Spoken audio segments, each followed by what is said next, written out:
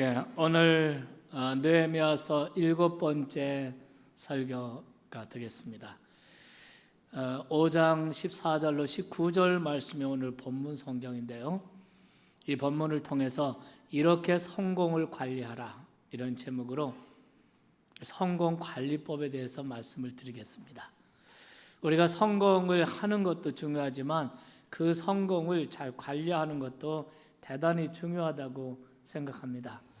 2차 세계대전 이후에 독립한 나라가 전 세계적으로 145개 나라입니다. 1945년 이후에 독립한 나라. 그 중에서 자유민주주의 체제, 또 시장경제체제가 가장 성공적으로 정착한 나라가 대한민국입니다. 그리고 세계 경제 10위권의 위협을 달성한 나라도 대한민국밖에 없습니다. 우리는 어떤 면에서 성공한 나라라고 할 수 있는 것이 사실입니다. 그러나 그 성공을 잘 관리하는 것은 더 중요하다고 생각합니다. 오늘 우리들의 그 현실을 돌아보면 정말 우리가 과연 성공을 잘 관리하고 있나 하는데 의구심이 들지 않을 수 없습니다. 정치나 경제를 살펴봐도 그렇습니다. 우리가 소리 높여서 개혁을 외치고 정직한 정부를 외치지만 그 정권이 끝나고 나보면 전 정권의 온갖 부정과 부패와 권력 남용이 드러나고 있는 모습은 예나 지금이나 여전한 것 같습니다. 경제적으로도 많은 이야기들을 하고 많이 발전하였지만, 그러나 오늘날 가장 심각한 것이 빈곤층에서 중산층으로, 그리고 중산층에서 상류층으로 이렇게 올라가는 사다리가 무너진 것입니다. 그래서 양극화 현상이 더 심화되고 가난한 사람들은 점점 더 어렵고 살기가 힘들고 부자들은 점점 더 부자가 되고, 이런 현상들. 이래서 절망과 좌절을 겪는 사람들이 견디지 못해 자살하고, OECD 국가 중에서 자살률이 1위 아닙니까?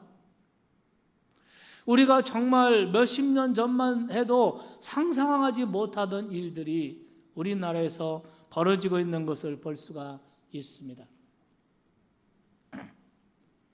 우리는 안보적인 상황을 볼 때 우리는 북한의 핵과 미사일로 우리의 생존을 위협받고 있는 심각한 상황입니다.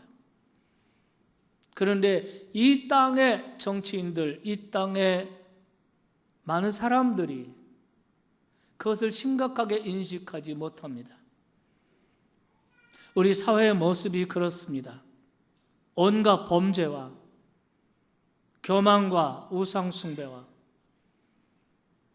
서울 도심 한복판에서 동성애가 미화되고 조장되고 이런 일들이 벌어지고 있습니다.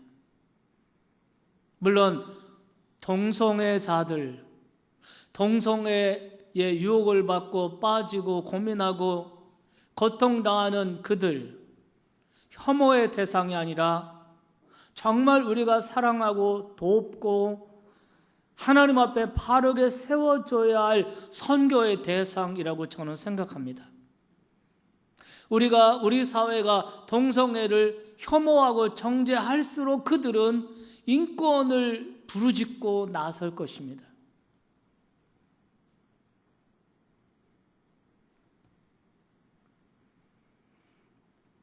어제 우리 한국의 토니 퍼나바이오라고 하는 사람이 왔습니다. 이 사람은 미국에서 아주 유명한 댄서였고 모델이었습니다.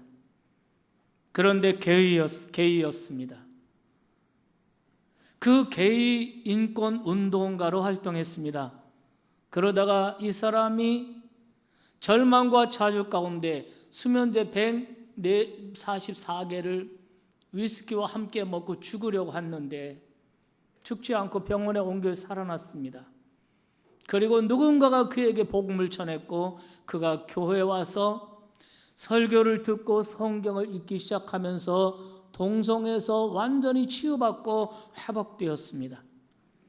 지금은 궁극적으로 동성애자들의 그 동성애를 벗어나서 거기서 자유를 위해서 바르게 세워주는 소위 탈동성애 운동을 주도하고 또 그 일을 섬기고 있습니다. 한국의 퀴어 축제 때문에 이분이 와서 사회 곳곳에서 사람들에게 이 탈동성애 운동을 전하려고 한국에 들어왔습니다. 우리는 분명히 동성애자들을 혐오하는 것은 하나님의 성경에 위배된 일입니다. 그들은 사랑의 대상이고 선교의 대상이고 교회가 그들을 바르게 세워주고 탈동성애의 자리로 인도해 줘야 할 줄로 믿습니다. 저는 그렇게 생각합니다.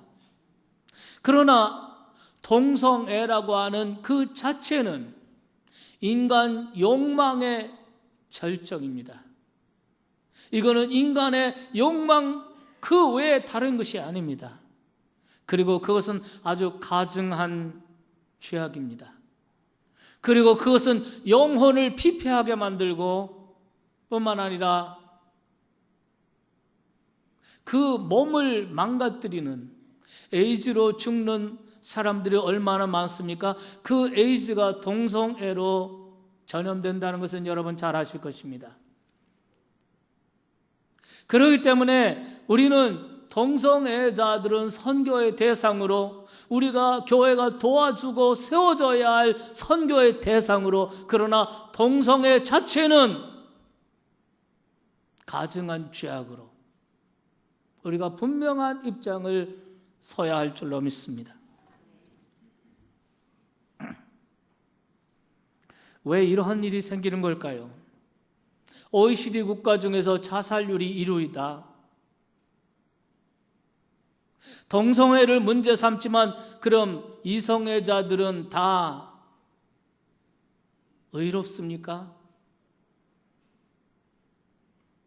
수도 없이 벌어지는 성적인 범죄들, 무분별한 성관계, 이런 일들로 얼마나 이혼율이 급증하게 되고 자살률이 높아지고 빈곤층에서 중산층으로 올라갈 사다리가 전부 다 무너져 버리고 이 양극화의 심화. 자, 이런 일들이 도대체 어떻게 이렇게 되었을까? 너무나 단순한 결론일지 모르지만 저는 국가적으로나 개인적으로나 성공을 잘 관리하지 못한 때문이라고 저는 믿습니다. 다시 말하면 하나님께서 우리나라에 허락해 주신 축복과 성공을 관리하지 못한 때문이라는 것입니다.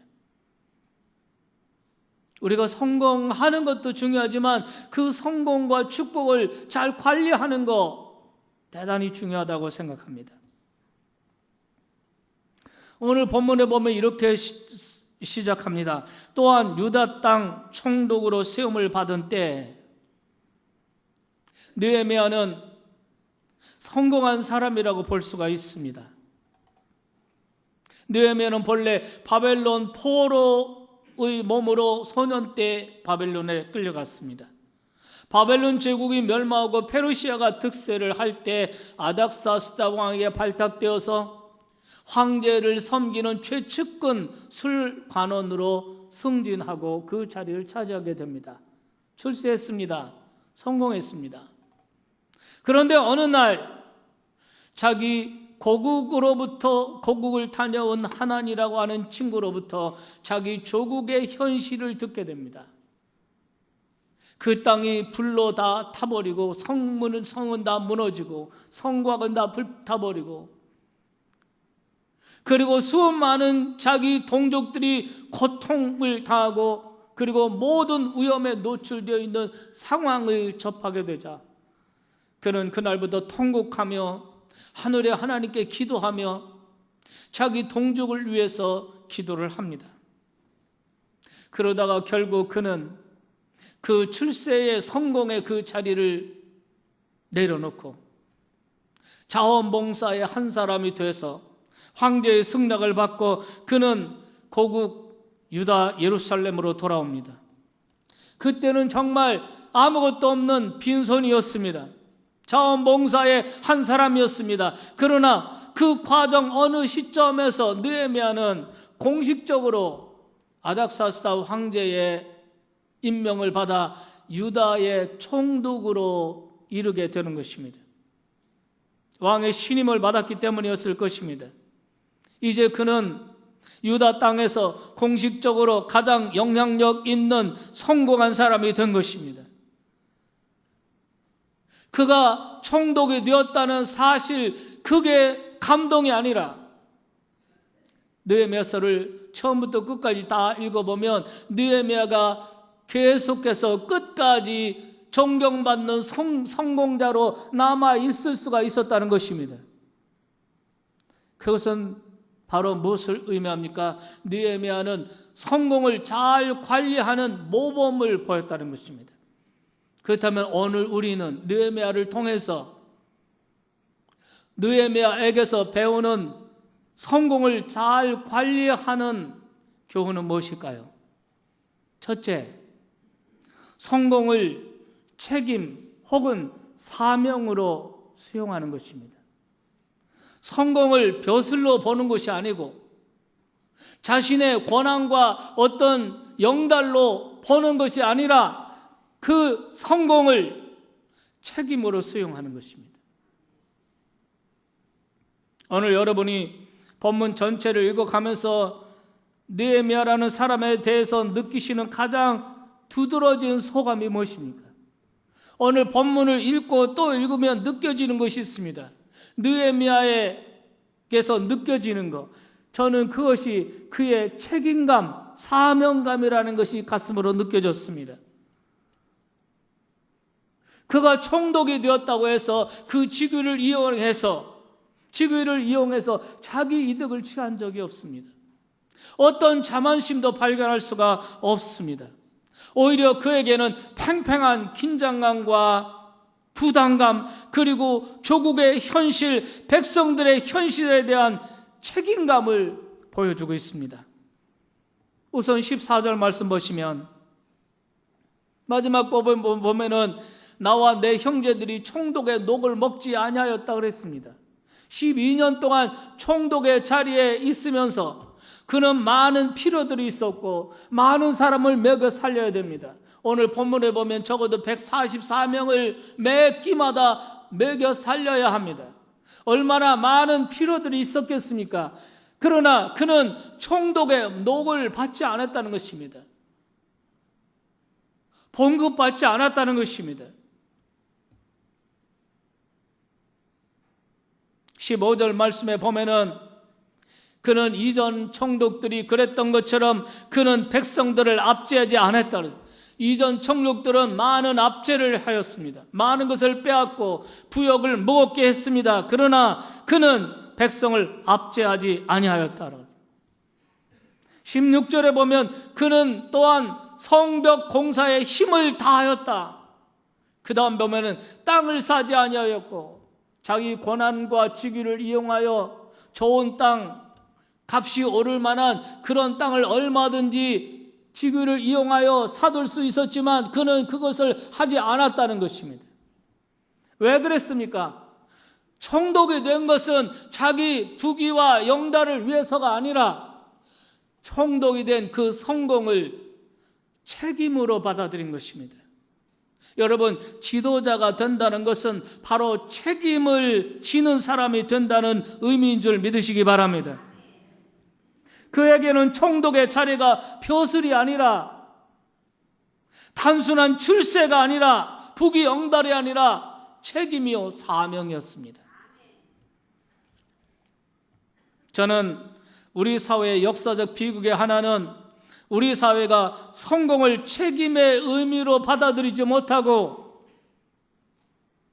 성공을 어떤 출세의 자리에 오르는 것으로 인식해온 이런 것 때문이라고 생각합니다. 물론 우리가 영향력 있는 자리, 출세하는 자리에 우리가 소망하고 그것을 그 자리에 오르고 이루는 것이 결코 나쁜 일이 아닙니다. 저는 우리 믿음의 사람들, 그리스도인들이 이 세상에 영향력 있는 자리에 진출하기를 기도하고 기대합니다. 그러나 그것이 단순히 출세했다는 것을 보이기 위해서는 아니어야 한다고 믿습니다. 주께서 우리에게 가르쳐 주신 대로 사회 각계 각층에서 우리 그리스도인들이 빛이 되고 소금이 되어야 할 줄로 믿습니다. 그래서 성공을 갈망하고 성지를 갈망하고 출세를 갈망하는 사람에게는 반드시 무거운 책임의 십자가를 질 각오가 되어 있어야 한다는 것입니다. 지도자가 되는 것은 책임지는 사람이 된다는 의미인 것입니다. 깨달아지면 아멘 합시다. 여러분 성공을 열망하세요. 진급도 하시고 출세도 하십시오. 열망하세요. 그러나 그것이 우리가 앉게 될 자리나 신분 때문이어서는 안 되는 것입니다. 우리가 맡게 될 그 역할과 책임 때문이어야 할 줄로 믿습니다. 내가 잘나서 성공한 것이 아닙니다. 우리가 물질을, 돈을 많이 벌거나 재산을 많이 모으거나 내가 잘나서 아닙니다. 하나님이 우리에게 은혜로 주신 것입니다. 여러분이 사회에서 진급하고 성공하고 무엇인가 이루었다 하면 그 자리는 하나님의 은혜로 준 줄 믿으시기 바랍니다. 그것은 자신의 부귀영달을 위해서 아닙니다. 하나님이 하실 일이 있고 사명이 있고 책임이 있기 때문에 그 일을 주신 것입니다. 그래서 성공을 책임으로 받아들일 줄 아는 사람, 성공을 사명으로 인식할 수 있는 사람, 하나님은 이런 사람을 통해 더 크게 축복하시고 더 크게 쓰시는 것을 믿으시기를 주의 이름으로 축원합니다.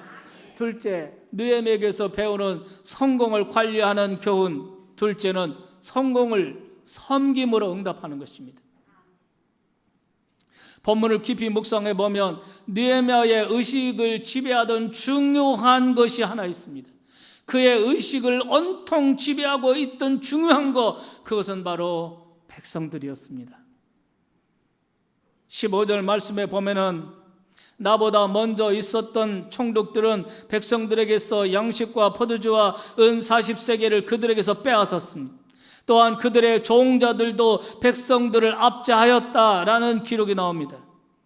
그런데 느헤미야는 백성들의 그 압제받는 현실을 직시하던 지도자였습니다. 백성들이 얼마나 압제를 당하고 지금까지 얼마나 고통을 당하고 지금까지 얼마나 힘들게 살아왔는지를 직시하는 이런 지도자였습니다.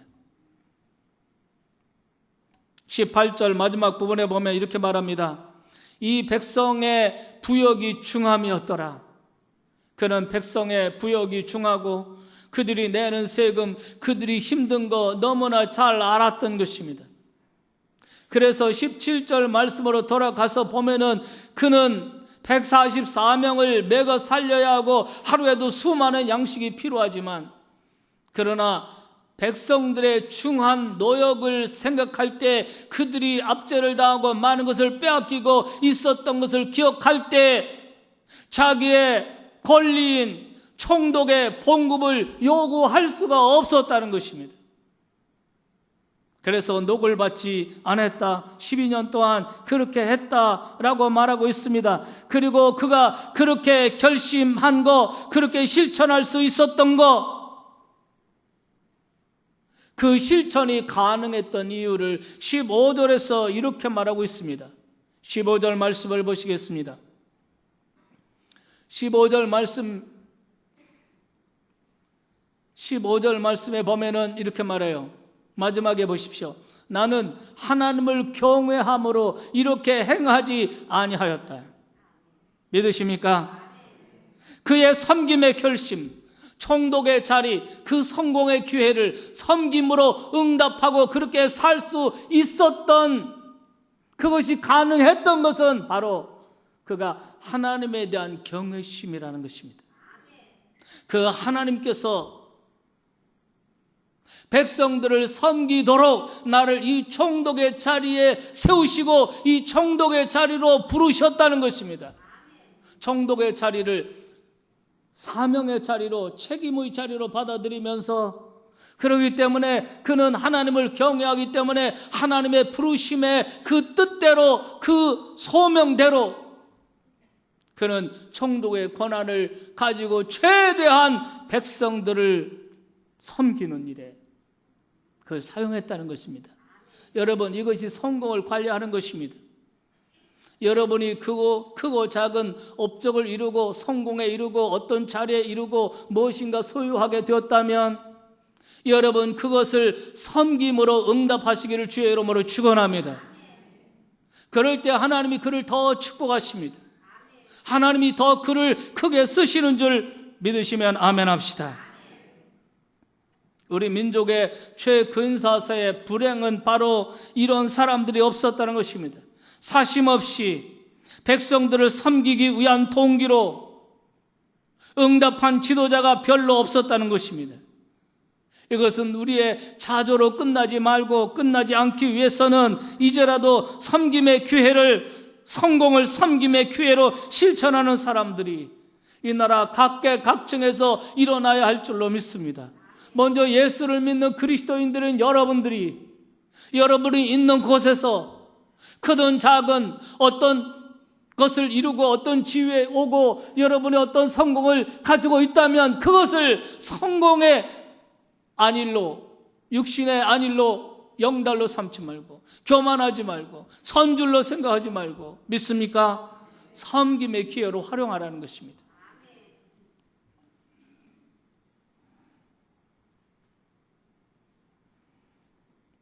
그것이 우리 그리스도인의 삶의 진정한 모습이라고 생각합니다. 예수님께서 마가복음 9장 45절 말씀에 보면, 10장 45절 말씀에 보면은 예수님이 이렇게 말씀하셨습니다. 인자가 온 것은 섬김을 받으려 함이라 아니라 도리어 섬기려고 왔다.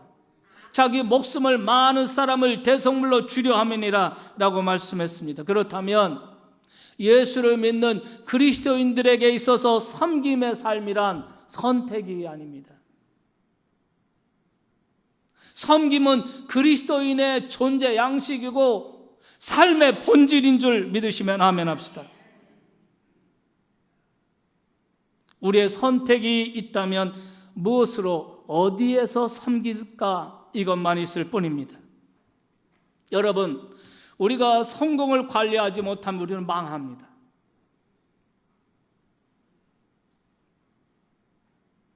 여러분, 우리가 일제 압제 가운데서 자유와 해방을 얻었을 때 우리는 그 해방, 그 자유, 그것을 잘 관리하지 못함으로써 사분오열되고 공산화되는 뼈아픈 경험을 했습니다. 역사적으로 볼 때 러시아는 정말 제정 러시아는 기독교 국가였습니다.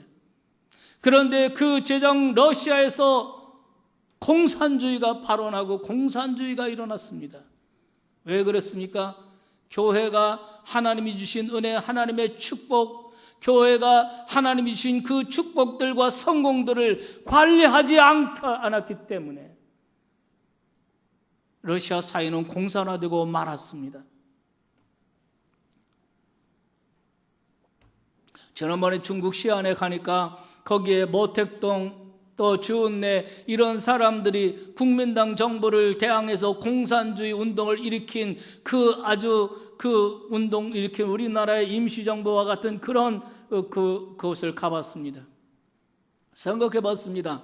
국민당 정부가, 이 장개석 정부가 얼마나 대단했습니까? 그 많은 많은 권력, 그 많은 힘, 그 성공을 관리하지 못하니까 한 줌도 안 되는 공산주의 운동이 그 정부를 완전히 뒤집어버리고 대만으로 쫓아버리지 않았습니까?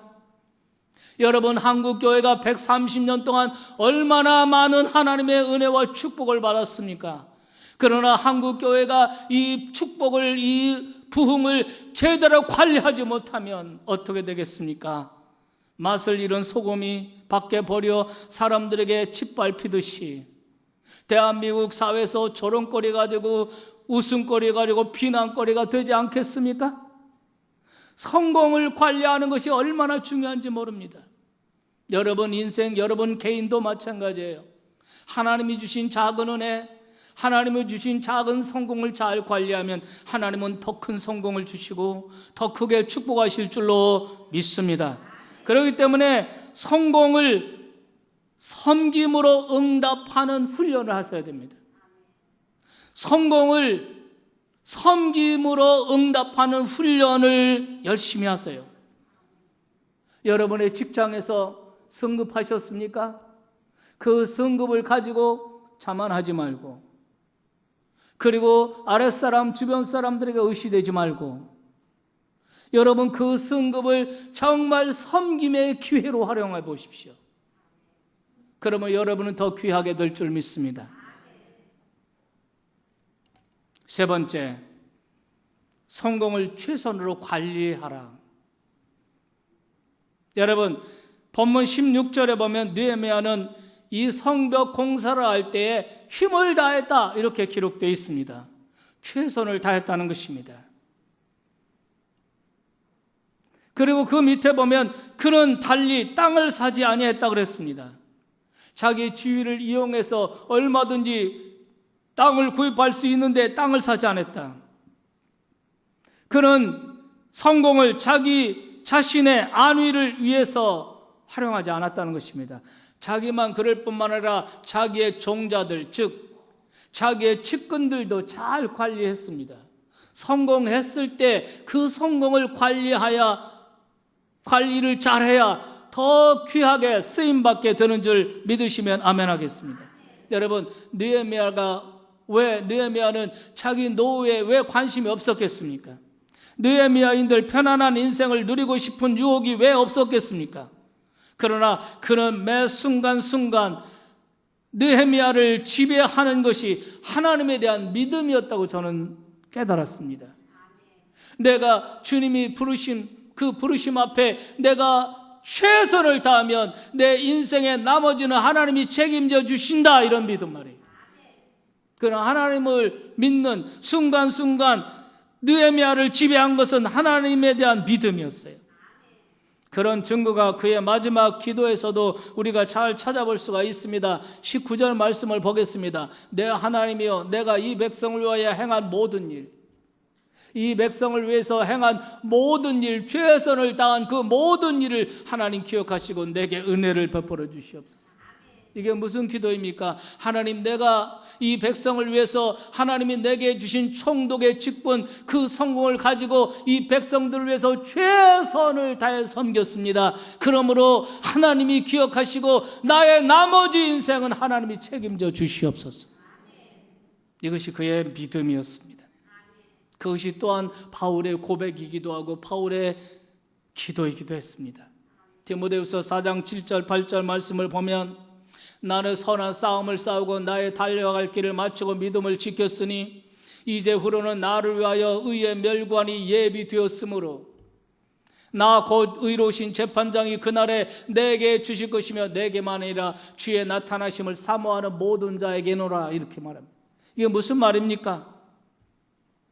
내가 최선을 다하여 선한 싸움을 싸우고 나의 달려갈 책임을 다 했으니 이제후로는 주님께서 책임져 주시고 상 주실 줄 믿습니다. 나뿐만 아니라 나와 같이 책임을 다하고 섬김을 다한 모든 이들에게 주님께서 똑같이 주실 줄로 믿습니다. 이런 것입니다. 그렇다면 여러분, 중요한 것은 후회 없는 최선을 사는 것입니다. 여러분이 사업을 하십니까?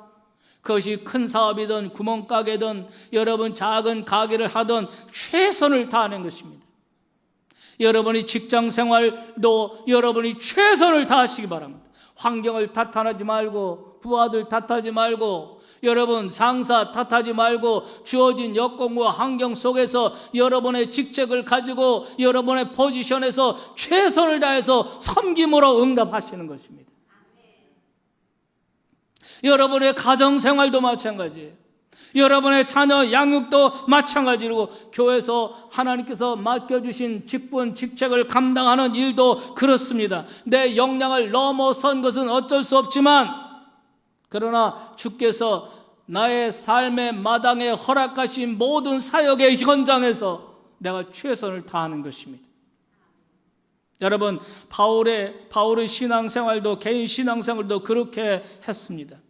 그는 이렇게 고백합니다. 내가 무엇을 이뤘다함도 아니요 무엇을 잡았다함도 아니라 앞에 있는 그것을 잡으려고 쫓아가노라 그랬습니다. 여러분이 아시다시피 바울은 기독교 2000년 역사의 가장 훌륭한 신앙이라고 할 수가 있습니다. 그가 다메섹에서 예수님을 만나서 회심한 이후에 약 25년의 신앙생활을 해왔습니다. 여러분, 그는 교회의 지도자가 되고 복음 선교자가 되었습니다. 많은 사람들이 그를 존경하고 그를 우러러보고 그를 따르고 순종했습니다. 그러나 그는 이렇게 말합니다. 내가 무엇을 이뤘다함도 아니요 잡았다함도 아니요 앞에 있는 것을 잡으려고 달려가노라. 깨달으면 아멘 합시다. 우리가 크고 작은 어떤 성취를 하고 어떤 성공을 했을 때 그 성공을 자만하고 교만하고 선줄로 생각하고 방종하면 반드시 망할 수밖에 없습니다. 그러나 성공했다고 하는 그 순간 겸손하고 선줄로 생각하지 않고 최선의 노력으로 섬김으로 응답할 때 믿으시면 아멘 합시다. 하나님은 우리를 더 축복해 주시는 거예요. 여러분, 신앙생활 할 때 나는 모태신앙이야, 나는 교회에서 장로가 되었고 나는 권사가 되었고 나는 이제 됐어, 여러분의 마음 가운데 의식 가운데 선줄로 생각한 자 있습니까? 넘어질까 조심하라고 성경은 경고하고 있습니다. 그러므로 어떤 성공에 이르렀든지 여러분 거기에 머물지 말고 자만하지 말고 방종하지 말고, 믿으십니까? 거기서 최선을 다하는 것입니다. 성공을 최선으로 관리하라. 믿으시면 아멘 하세요. 여러분, 저는 이 최선이라고 하는 단어를 생각할 때마다 종종 떠올라지는 사람이 있습니다. 미국의 전 대통령 지미 카터입니다. 대통령의 자리에서 퇴임한 후에 사람들로부터 더 많은 존경을 받아요. 해비타트 운동에 헌신하고 분쟁 지역마다 평화의 사신으로 쓰임받는 모습을 볼 때 더욱 그렇습니다. 이렇게 아름다운 그의 인생의 모토가 된 단어가 바로 최선이었습니다. 왜 최선을 다하지 않는가? 이것이 그의 모토였습니다. 여러분, 이 모토가 그의 인생 좌우명이 된 데에는 동기가 있습니다. 그가 청년 시절 해군 사관학교를 졸업하고 처음으로 임관되었을 때 그의 직속 상사인 그 함대의 제독과 인터뷰가 있었다고 합니다. 여러 가지 질문을 한 후에 마지막으로 청년 카터에게 이렇게 제독이 물었답니다. 자네의 해군 사관학교의 성적이 어땠나? 지미 카터는 성적이 아주 우수한 학생이었다고 합니다. 그래서 자랑 삼아서 자기의 우수한 성적을 말했습니다. 그랬는데 제독은 그를 칭찬하지는 않고 그 칭찬 대신에 다시 이렇게 반문했다는 것입니다. 그것이 자네의 최선을 다한 결과인가? 라고 물었답니다. 정직한 청년 지미 카터는 당황하면서 땀을 뻘뻘 흘리면서 대답하기를 최선을 다했다고 말씀드리지는 못하겠습니다. 그때 제독이 큰 소리로 호통을 치기를, 그대는 왜 최선을 다하지 않았는가? 그 제독의 그 정말 내성과 같은 천둥과 같은 그 소리가 자기 가슴에 천둥처럼 울렸고, 그것은 청년 카터에게 주님의 음성으로 들려졌다는 것입니다. 그 이후에 군 생활을 할 때, 전역하고 땅콩 농장을 경영할 때, 교회에서 주일학교 교사를 할 때, 대통령이 되어서 대통령의 직무를 수행할 때, 대통령을 퇴임한 이후에도 그것이 그의 인생의 모토가 되었습니다. 왜 최선을 다하지 않는가? 여러분, 왜 최선을 다하지 않는가? 이것저것 핑계대고 이것저것 환경, 여건 핑계대면서 누구 탓하고 누구 원망하면서 최선을 다하지 않는 여러분의 삶의 모습은 없습니까? 왜 최선을 다하지 않는가? 어느 날 우리 모두 우리 몫의 인생을 다 살고 우리 인생의 주인 되시는 하나님 앞에 우리가 설 때, 우리의 창조주시오 우리의 심판자이신 그분 앞에 섰을 때 우리는 꼭 그와 똑같은 질문을 우리가 받게 될 것입니다. 이것이 그대가 나를 믿고 나의 부르심을 받아 살아온 삶의 최선인가? 그때 저와 여러분은 어떻게 대답할 수 있을까요? 주님, 부족하지만 최선을 다하고자 했습니다. 주님, 부족하지만 최선을 다하고자 했습니다. 만일 우리가 이렇게만 고백할 수 있다면 우리의 인생은 성공한 것이라고 주께서 인정해 주실 줄 믿습니다. 이런 성공을 사모하는 여러분이 되기를 바랍니다. 이런 성공을 사모하는 우리 사회가 되도록 기도해 주시기를 주의 이름으로 축원합니다. 하나님이 내게 주신 은혜, 내게 주신 모든 축복, 내게 주신 성공, 그것을 사명으로 깨닫는 거예요. 그것을 책임으로 받아들이는 거예요. 그리고 정말 섬김으로 응답하는 것입니다. 그리고 성공의 자리에 이를 때 그 성공의 자리에 머물지 말고, 그리고 거기에 함몰되지 말고, 교만하거나 방종하지 말고, 아멘, 그 자리에서 더 열심히 뭐 이루었다 함도 아니요 잡았다 함도 아니요 내가 다 목표에 도달한 것이 아니라 계속해서 주님을 바라보고 섬김의 주님을 향하여 나가는 우리 모두가 되기를 주 예수님의 이름으로 축원합니다.